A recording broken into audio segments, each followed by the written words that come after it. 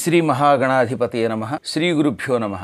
అమ్మవారి కవచం అత్యంత పవిత్రమైనది. కవచము అంటే రక్షణ కలిగించున్నది. శరీరానికి ఒక తొడుగు తొడుక్కుంటే బాణాలు, ఆయుధాలు ఇటువంటి వాటి వల్ల గాయాలు కాకుండా అది మన శరీరాన్ని రక్షిస్తుంది. అందుకని శరీరాన్ని రక్షించేటటువంటి ఆయుధ బాధల నుంచి రక్షించేటటువంటి వస్తువుని కవచం అంటారు. శరీరాన్ని, మనస్సుని సర్వకాల సర్వావస్థలలో ఆధివ్యాధి పీడల నుంచి రక్షించే ఒక దివ్య శక్తి ఈ ప్రపంచంలో ఉన్నది. అదే అమ్మవారి కవచం. అత్యంత పవిత్రమైన ఈ దేవీ కవచమును శ్రద్ధాశక్తులతో విన్నవాడు, పారాయణం చేసినవాడు జీవితంలో ఏ విధమైన పీడా పొందడు, బాధ పొందడు. ఇటు రోగాల నుంచి, మానసిక రోగాల నుంచి కూడా బయటపడతాడు. అనుకున్న పని తక్షణం నెరవేర్చే దివ్యశక్తి ఈ దేవీ కవచమునకు ఉన్నది. ఆ కవచం వినండి.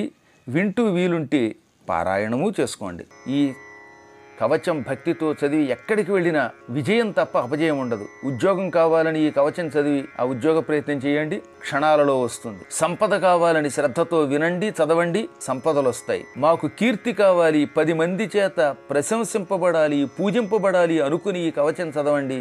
మీకు ప్రశంసలు, పూజలు లభిస్తాయి. ఒకటి కాదు, సకల శుభాలు కలిగిస్తుంది. ఇది భయంకరమైన రోగాలు వచ్చినప్పుడు ఈ కవచమును పఠిస్తే ఆ వ్యాధులన్నీ తక్షణం నశించిపోతాయి.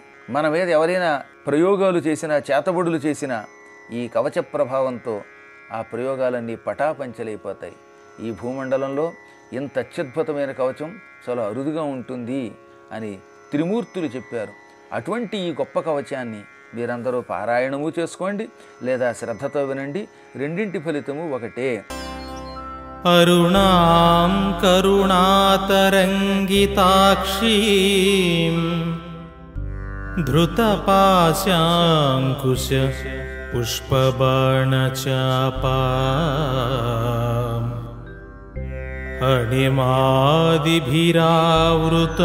మయూఖైః అహమిత్యేవ విభావయే భవానీ భజే శ్రీచక్రమధ్యస్థాం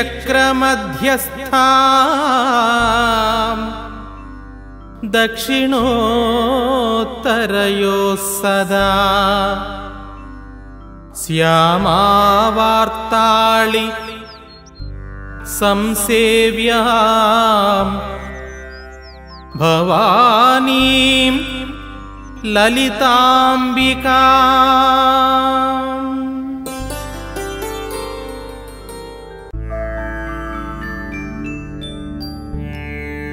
అస్య శ్రీ లలితా కవచస్తవరత్న మంత్రస్య ఆనంద భైరవర్షిః అమృత విరాట్ ఛందః శ్రీ మహాత్రిపురసుందరీ లలితా పరాంబా దేవతా.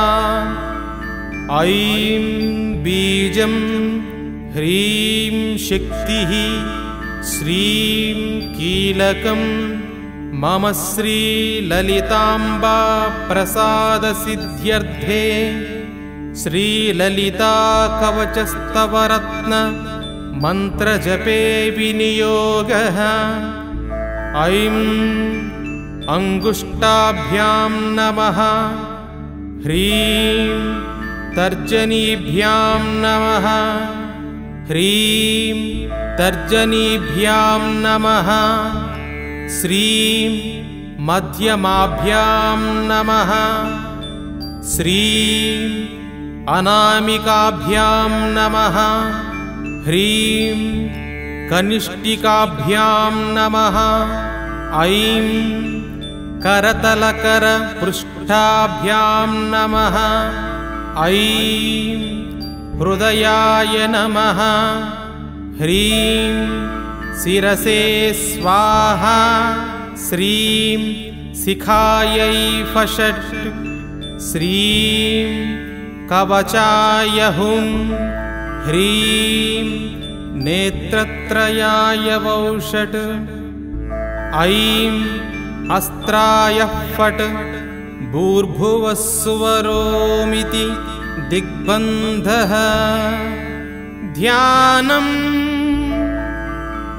శ్రీ విద్యాం పరిపూర్ణమేరు శిఖరే बिन्दुत्रिकोणे स्थितां वागीशादिसमस्तभूतजननीं मञ्चे शिवाकारके कामाक्षीं करुणारसार्णवमयीं कामेश्वराङ्कस्थितां कान्तां चिन्मयकामकोटिनिलयां श्रीब्रह्मविद्यां भजे।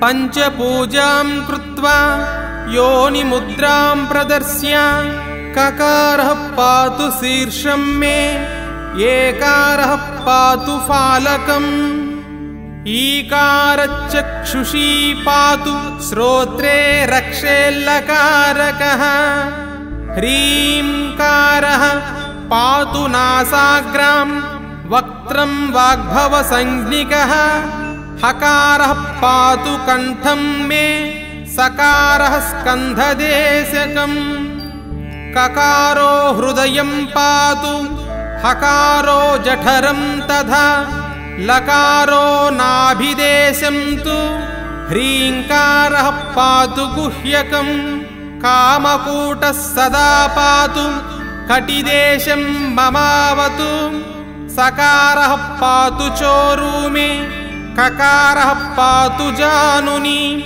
लकारः पातु जम्घे मे ह्रींकारः पातु गुल्फकौ शक्तिकूटं सदा पातु पादौ रक्षतु सर्वदा मूलमन्त्रकृतं चैतत्कवचं यो जपेन्नरः प्रत्यहं नियतः प्रातस्तस्य लोकावशं वदाः।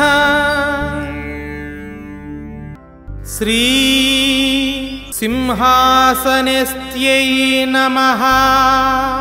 श्री ललितायै नमः। श्री महाराज्ञै नमः। श्री पराङ्कुशायै नमः। श्री चापिन्यै नमः। श्री त्रिपुरायै नमः। श्री महात्रिपुरसुन्दर्यै नमः। श्री सुन्दर्यै नमः। श्री चक्रनाथायै नमः। श्री सम्राज्ञै नमः।